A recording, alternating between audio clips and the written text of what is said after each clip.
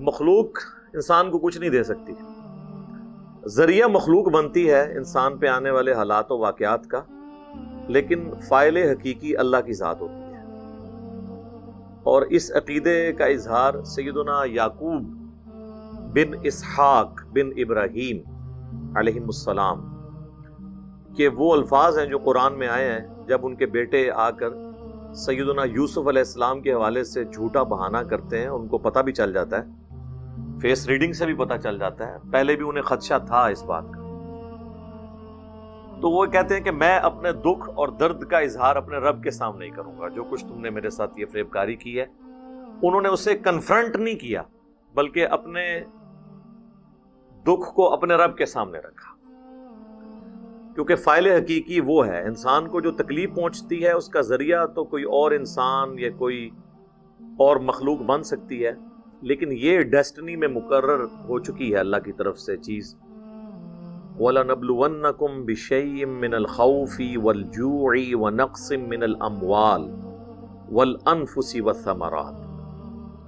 ہم ضرور بالضرور تمہیں آزمائیں گے، خوف سے، بھوک سے، جان اور مال کے نقصان سے. حتیٰ کہ اس کا کلائمیکس جو ہے وہ سورۃ الحدید کے اندر اللہ تعالیٰ نے فرمایا ہے کہ تمہاری اپنی جانوں میں اور اس زمین پہ چاہے کوئی اجتماعی آفت ہو،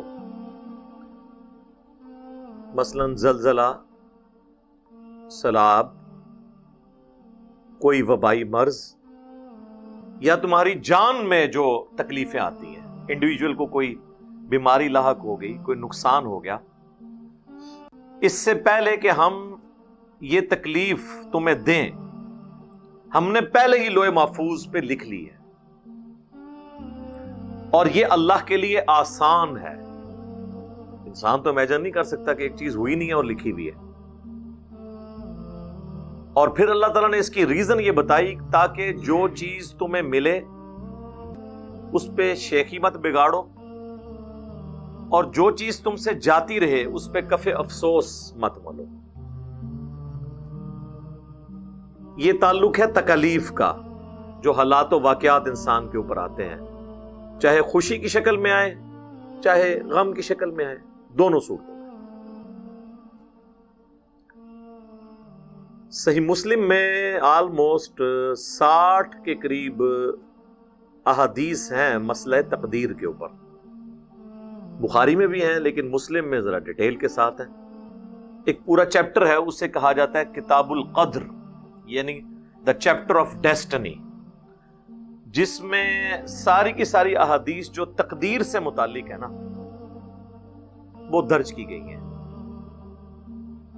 مشکات میں بھی آپ کو پہلی جلد میں بخاری مسلم کے حوالے سے وہ چیپٹر کی احادیث مل جائیں گی، لیکن مشکات میں چونکہ ٹاپک وائز احادیث لکھی گئی ہیں تو کچھ احادیث آپ کو شاید اس چیپٹر میں نہ ملیں، کچھ صبر و شکر والے چیپٹر میں مل جائیں، تاکہ اس سے جو صبر و شکر والا معاملہ نکلنے والا ہے وہ وہاں پہ ایڈریس ہو جائے. اس لیے انہوں نے چیپٹر وائز اس کی ڈسٹریبیوشن کر دی ہے. تو یہ جو میں حدیث آپ کو بتانے لگا ہوں نا، یہ انہوں نے توکل اور صبر والے چیپٹر میں لی ہے مشکات والوں نے. مسلم شریف میں یہ تقدیر سے متعلق والے چیپٹر میں ہے کہ حضرت ابو ہریرہ رضی اللہ تعالیٰ عنہ کہتے ہیں کہ مجھے اللہ کے محبوب صلی اللہ علیہ وآلہ وسلم نے یہ نصیحت کی تھی کہ اے ابو ہریرہ، جو چیز تمہیں نفع پہنچانے والی ہے اس کے لیے کوشش کرو، سستی نہ کرنا، کاہلی نہ کرنا. یہ نہیں ہے کہ صرف یعنی دعاؤں پہ ہی کھڑے رہو، نہیں. اور نہ یہ فنیٹک اپروچ ہے کہ جو چیز تمہیں نفع دیتی ہے اس کے لیے کوشش نہ کرو. کوشش کرو چاہے دنیا اور آخرت دونوں کے نفع کی. سستی نہ کرنا، کاہلی نہ کرنا، اور اللہ سے مدد بھی طلب کرنا. وَاسْتَعِن بِاللَّهِ، اللہ سے مانگنا. پھر ساتھ فرمایا لیکن اگر رزلٹ تمہارے خلاف نکل آئے تو یہ نہ کہنا کہ اگر میں یہ کر لیتا تو یہ ہو جاتا، وہ کر لیتا تو وہ ہو جاتا، اگر مگر شیطان کا دروازہ کھول دیتا ہے۔ یہاں پہ آگے حدیث مکمل ہوتی ہے، یعنی اگر مگر سے توکل پھر ختم ہونے کی طرف چلا جاتا ہے، جو سیدنا علی کا قول بھی ہے، تلقی بالقبول حاصل ہے اسے۔ سیدنا علی کہتے ہیں کہ میں نے اپنے ارادوں کے ٹوٹنے سے اپنے اللہ کو پہچانا ہے۔ میں پوری کمٹمنٹ کے ساتھ پلاننگ کرتا ہوں، ریسورسز مینج کرتا ہوں، اس کے باوجود وہ رزلٹ نہیں نکلتا جو میں چاہ رہا ہوتا ہوں۔ تو اس کا مطلب یہ ہے کہ ایک مجھ سے اوپر ہستی ہے جس کی مرضی یہ نہیں کہ یہ ہو۔ آپ کی زندگی میں کئی ایسے واقعات ہوں گے، اپنی زندگی میں بھی، کہ سب کچھ ہیپی ہیپی چل رہا ہوتا ہے، ایک دم کوئی ایک انفورسین کوئی چیز آ جاتی ہے اور پورے کا پورا معاملہ ہی تل پٹ ہو جاتا ہے۔ اس لیے کہ وہ اللہ تعالیٰ کی پلاننگ ہوتی ہے نا، اللہ کی پلاننگ کو تو کوئی چیلنج نہیں کر سکتا۔ واللہ خیر الماکرین، اللہ تعالیٰ سب سے بڑھ کر بہتر خفیہ تدبیر فرمانے والا ہے۔ فرعون کو اگر پتا ہوتا کہ میں جس بچے کو اتنے پیار سے پال رہا ہوں، اس نے بڑے ہو کر 300 سال کی فرعونوں کی حکومت کو الٹ دینا ہے، تو وہ کبھی پالتا؟